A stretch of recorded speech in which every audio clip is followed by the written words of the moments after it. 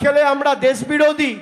আপনি দেখেছেন শান্তনু ঠাকুর একটা এর প্রতিবাদ জানিয়েছে, কোনো প্রতিক্রিয়া দিয়েছে, এর বিরুদ্ধে একটা কথা বলেছে? তিনি বলতে পারবেন না, তার কারণ তার টিকিটা দিল্লিতে বাঁধা। আমাদের নবনির্বাচিত রাজ্যসভার সাংসদ, বনগাঁর প্রাক্তন লোকসভার সাংসদ সদস্যা মমতা বালা ঠাকুর আজ থেকে 1 মাস আগে যখন দিল্লিতে তিনি শপথ বাক্য পাঠ করতে গেছেন, তিনি ঈশ্বরের জায়গায় শ্রী শ্রী হরিচাঁদ ঠাকুর আর শ্রী শ্রী গুরুচাঁদ ঠাকুর বলেছেন বলে বিজেপির নিয়োগ করা রাজ্যসভার চেয়ারম্যান আর দেশের উপরাষ্ট্রপতি তার শপথ গ্রহণ অনুষ্ঠান আটকে দিয়েছে।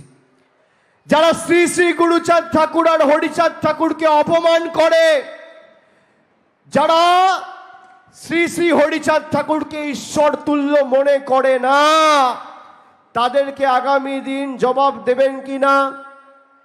হাত তুলে বলতে হবে হ্যাঁ কি না।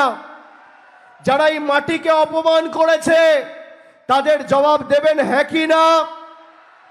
5 বছর তো দেখলেন কি করলো আপনাদের জন্য। মমতা বন্দ্যোপাধ্যায় বলেছিল লক্ষ্মীর ভান্ডার দেবো 2021-এর নির্বাচন ঘোষণা হওয়ার পর। নির্বাচন ঘোষণা হওয়ার পর ভোট মিটে গেছে, ফল বেরিয়ে গেছে, 1 মাসের মধ্যে লক্ষ্মীর ভান্ডার করেছে। আপনারা বলুন তো বুকে হাত দিয়ে, যদি 5 বছর পর আমি বা আমাদের সরকার আপনাকে ফর্ম বিলি করে বলতাম এই ফর্মটা ফিল আপ করুন, তারপর আপনি লক্ষ্মীর ভান্ডার পাবেন, আপনারা সেই প্রতারণায় পা দিতেন? দিতেন মায়েরা?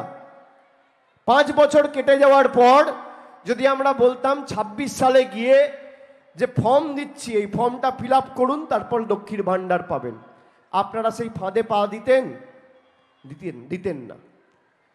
আপনারা 2019 সালে প্রধানমন্ত্রী এসে বনগাঁতে সভা করে বলেছিল যে নিঃশর্ত নাগরিকত্ব দেব, আর ভাঁওতা দিয়ে 5 বছর পর খালি ফর্ম ছেড়ে দিয়েছে।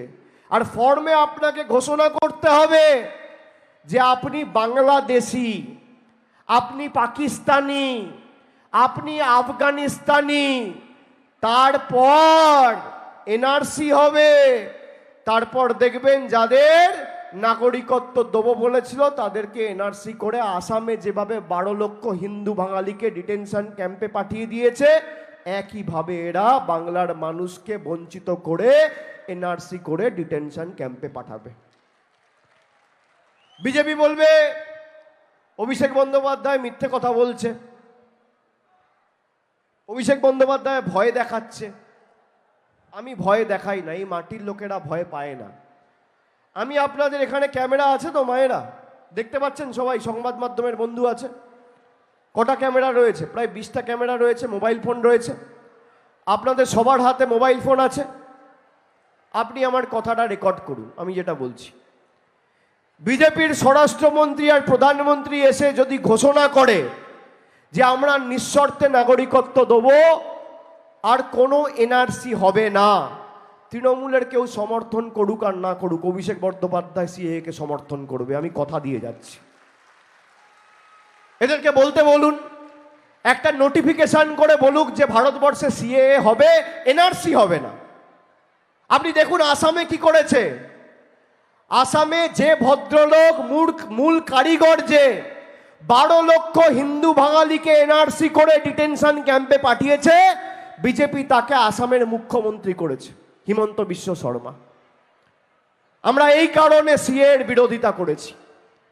আপনি বলুন না যে এনআরসি হবে না, তৃণমূলের কেউ করুক না করুক, আমি সিএএ-কে সমর্থন করব, ক্যামেরার সামনে কথা দিয়ে যাচ্ছি।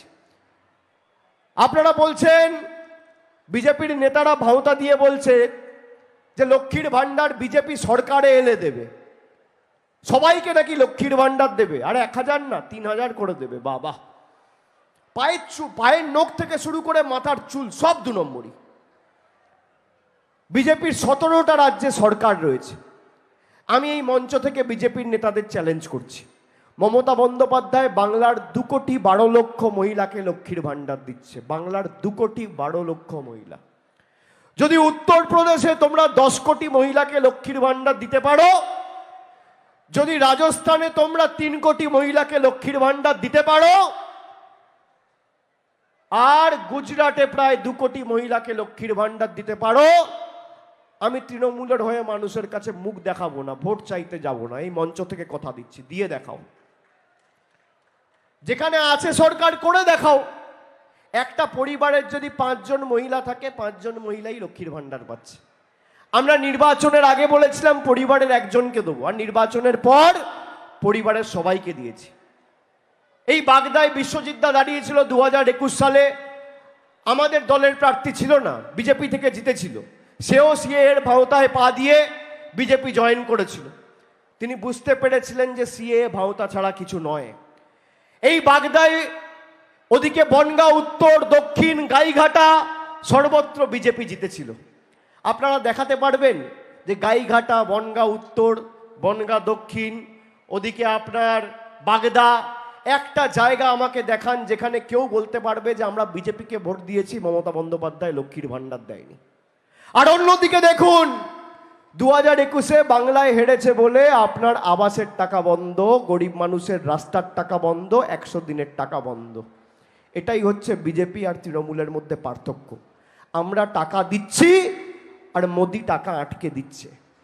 একদিকে মমতা বন্দ্যোপাধ্যায় আপনাকে মাসে 1000 টাকা করে লক্ষ্মীর ভাণ্ডার দিচ্ছে, আর অন্যদিকে শান্তনু ঠাকুরের সরকার আধার আর প্যান কার্ডের লিঙ্ক করার নাম করে আপনার থেকে 1000 টাকাটা নিয়ে চলে যাচ্ছে। হঠাৎ করে মনে হলো আধার কার্ড সবার বাতিল। কি পৈতৃক সম্পত্তি নাকি দেশটা? আপনাদের রিমোট কন্ট্রোলের মতো দিল্লি থেকে এরা চালাতে চায়। মোদির হাতে যদি রিমোট কন্ট্রোলের বোতাম থাকে, আগামী 20 তারিখ আপনার হাতে ইভিএম এর বোতাম থাকবে।